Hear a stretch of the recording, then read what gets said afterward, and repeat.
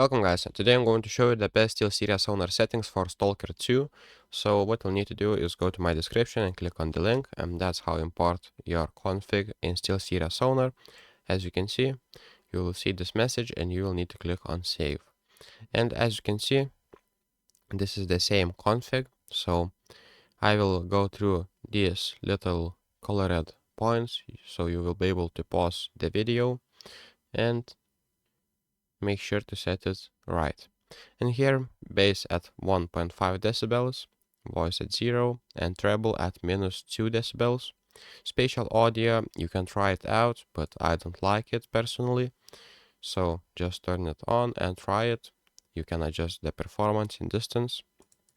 And here, volume boost at 0 and smart volume at 0 decibels too.